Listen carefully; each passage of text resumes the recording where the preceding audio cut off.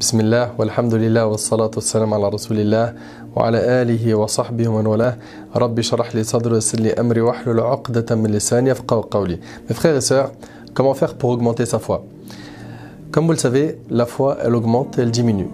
On a des moments dans notre vie où, alhamdulillah, la foi se porte bien.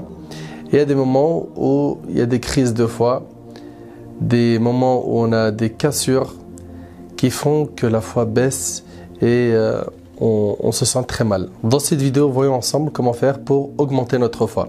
Ahbab el-Karam, déjà, il faut qu'on se mette d'accord sur ce point. C'est que la foi, elle augmente par les bonnes actions et elle diminue par les péchés. Plus tu fais des bonnes actions, plus ta foi, elle augmente. Regarde, quand tu es dans la mosquée, que tu es avec des frères, que vous êtes en train de parler d'Allah, qui sont en train de te faire des rappels, qui te conseillent, que tu écoutes des rappels, tu es d'accord avec moi qu'à ce moment-là, ta foi se porte bien? Enfin, en principe, elle devrait bien se porter. D'accord? Je parle pour les cœurs qui ne sont pas morts. Donc, si tu veux, mon frère ainsi que toi, ma soeur, te sentir mieux, il va falloir que tu te concentres sur l'augmentation de ta foi. On va parler bien évidemment de pas mal de points. Et il faut que tu te concentres sur la surveillance de ta foi. Comme Abu Darda, radiyallahu anhu, il disait, ça fait partie de la bonne compréhension de la personne qu'elle sache est-ce que sa foi augmente ou diminue. Donc chacun d'entre nous doit surveiller sa foi, doit voir j'en suis où au niveau de ma foi, est-ce que j'ai des baisses de foi ou des augmentations. Si tu as des augmentations, alhamdulillah, demande à Allah subhanahu wa ta'ala qu'il raffermisse ta foi, qu'il t'augmente en iman, qu'il améliore ta situation. Ça c'est très bien. Si ta foi a baissé, écoute attentivement ce que je vais essayer, Inch'Allah, de te proposer, tout en sachant que ce que je vais te proposer, c'est tiré par les enseignements de nos savants. Alors, avant de te dire comment augmenter ta foi, sache qu'il y a des choses qui tuent la foi. Parmi ces choses-là, il y a les péchés. Plus tu fais des péchés, plus tu es en train de tuer ta foi. Également, l'amour excessif de la vie d'ici-bas. Quelqu'un qui du matin au soir vit dans la distraction, dans le suivi des passions, dans le shopping, dans le loisir, dans la perte de temps, dans le fait de regarder H24 des films, H24 il est sur YouTube, du matin au soir il est sur tous les réseaux sociaux qui existent, il est sur Snap, il est sur Insta, il est sur Facebook, il fait que ça. Il fait que ça du matin au soir, mais quand est-ce que tu trouves le temps pour ta foi si du matin au soir tu es dans ça? Après tu vas me dire ouais mais je m'en sers que pour faire la da'wah etc. Attention, même si c'est pour faire la da'wah, tu ne peux pas rester H24 dessus. Pourquoi? Parce que toi tu as besoin de te recharger. Pour pouvoir donner à autrui, il faut que toi tu te recharges. Et donc quelqu'un qui reste du matin au soir sur les réseaux sociaux, c'est un problème. C'est un problème parce qu'il n'a plus le temps de s'occuper de sa propre personne. Et vous savez, le prophète alayhi salatu wassalam, il a dit la foi s'use comme s'use le vêtement. Regardez ce qu'il a dit alayhi salatu wassalam.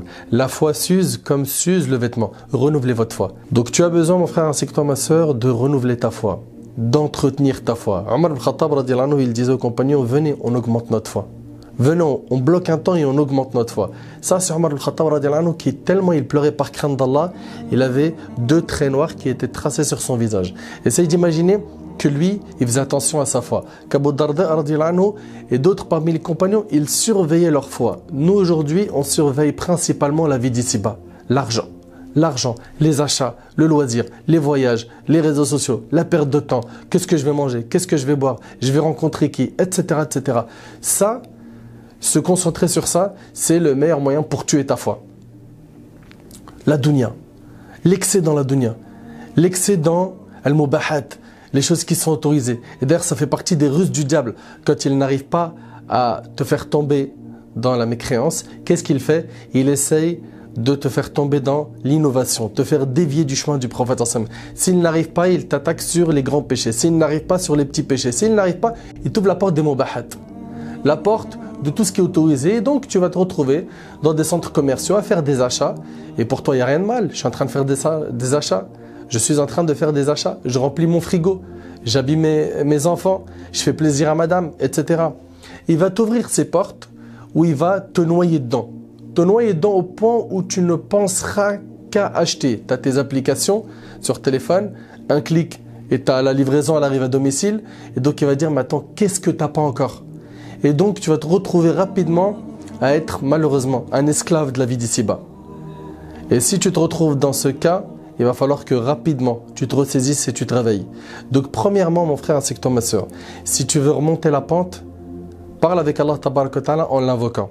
Le prophète alayhi salatu wassalam a dit Allah tabaraka wa ta'ala est plus proche de nous que l'est le cou de notre monture, le cou de notre animal. Et c'est rapporté par l'imam al-Bukhari. Allah tabaraka wa ta'ala nous dit وَنَحْنُ أَقْرَبُ إِلَيْهِ مِنْ حَبْلِ الْوَرِيدِ. Et nous sommes plus proches de lui que sa veine jugulaire. Donc Allah tabaraka wa ta'ala il est très proche. Parle avec Allah tabaraka wa ta'ala, ouvre ton cœur à Allah subhanahu wa ta'ala et plains-toi à lui. Dis-lui à Allah je suis faible. Commence déjà par reconnaître ta faiblesse. Commence par reconnaître tes manquements. Bien évidemment, ça va demander un cheminement. Donc ce cheminement spirituel, il va prendre du temps. Ça va demander des efforts. Mais quand tu fais des efforts pour Allah subhanahu wa ta'ala, Allah il t'ouvre toutes les portes qui mènent à lui. Toutes les portes qui mènent à la satisfaction divine. Toutes les portes qui vont amener le bonheur dans cette vie d'ici-bas ainsi que dans l'au-delà. Donc c'est pour cela mes frères ainsi que vous mes sœurs, premièrement, adressez-vous à Allah, invoquez-le. Allah tabaraka wa ta'ala dit ô mes serviteurs, vous êtes tous dans l'égarement excepté ceux que j'ai guidés, demandez-moi la guidée, je vous l'accorderai. C'est le hadith d'Abi Dharr qui est rapporté par Muslim. Donc la guidée ça se demande, elle ne tombe pas du ciel. Quand on entend des gens aujourd'hui dire Rabbi Yehdi, Inch'Allah un jour Allah il va me guider, t'inquiète je prierai quand Allah me guidera. Attention, c'est une grande erreur de votre part de penser qu'elle va tomber du ciel sans faire d'effort. Si tu penses là, je te demande une chose qui est très simple. Pourquoi est-ce que tu ne te comportes pas de la même manière quand tu veux te marier, quand tu as besoin de gagner de l'argent, quand tu es malade et que tu cherches des moyens pour guérir?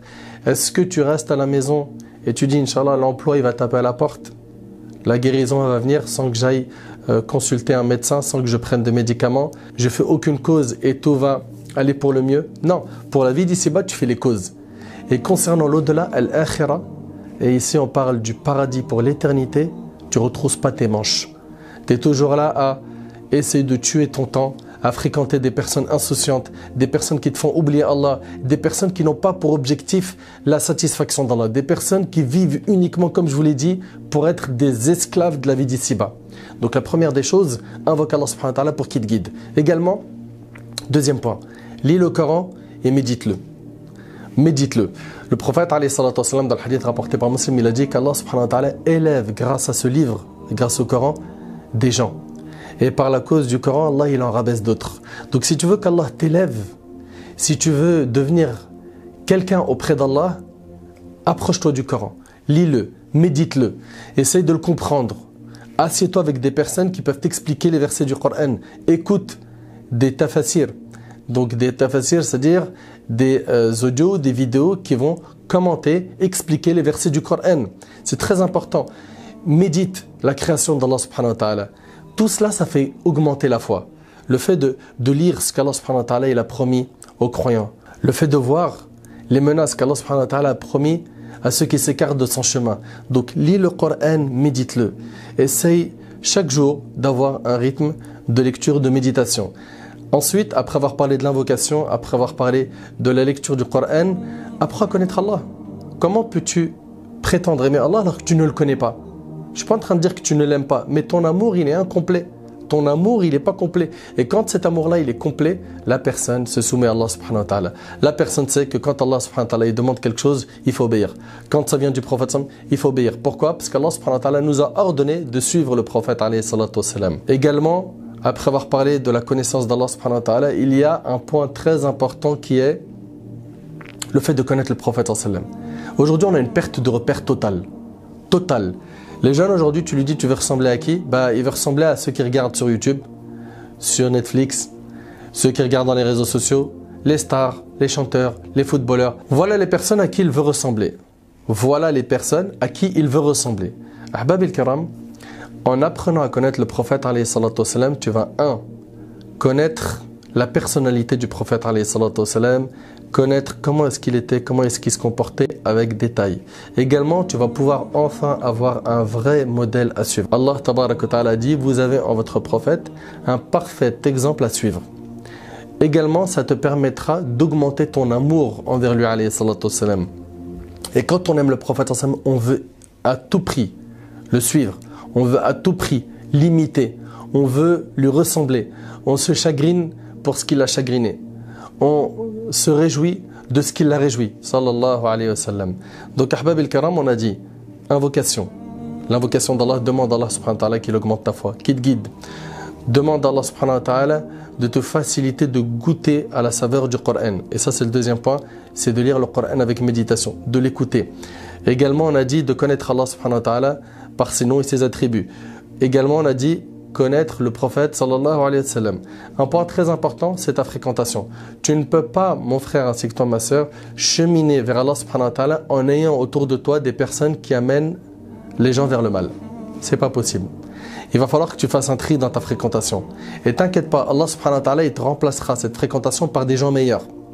Si aujourd'hui tu es entouré de gens qui ne connaissent que les péchés, qui ne connaissent que la désobéissance, les grands péchés, qui se vantent de les faire, qui se concurrencent dans les grands péchés, qui ont normalisé et banalisé les péchés, il va falloir que tu changes cela. Et espère un jour être la cause de leur guider. Donc la fréquentation. Aussi, le fait d'écouter des rappels, comme cette vidéo. Cette vidéo-là, c'est un rappel qui s'adresse directement à ton cœur. Et vous savez, l'évocation d'Allah, le fait de parler d'Allah subhanahu wa ta'ala, c'est ce qui fait vivre le cœur.